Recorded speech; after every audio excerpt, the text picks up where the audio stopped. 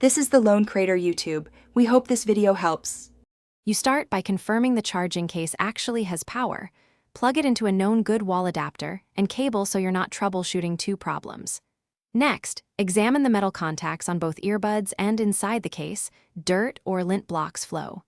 Use a dry toothbrush or isopropyl swab gently to clean. Avoid soaking. Once done, perform the earbuds reset sequence if available. Place them in the case. Press the reset button or hold touch controls, as the manual specifies, so the electronics reboot. You now inspect the mechanical and electrical connection more closely. Press each earbud into its well and watch that springs or pads make firm contact. If a spring sits low, carefully nudge it up so pressure returns. Use a multimeter to measure voltage at the case contacts when plugged in. You should see roughly the cell voltage range. If a contact pad is worn, a small piece of conductive tape can restore contact temporarily. Make sure to trim it so earbuds fit flush and charging resumes reliably. You finish the repair by performing a full controlled charge and verification.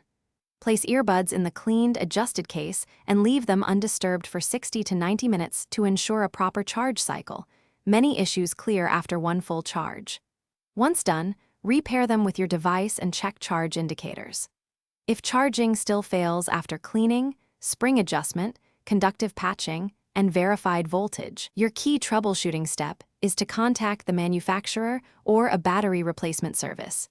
Internal battery.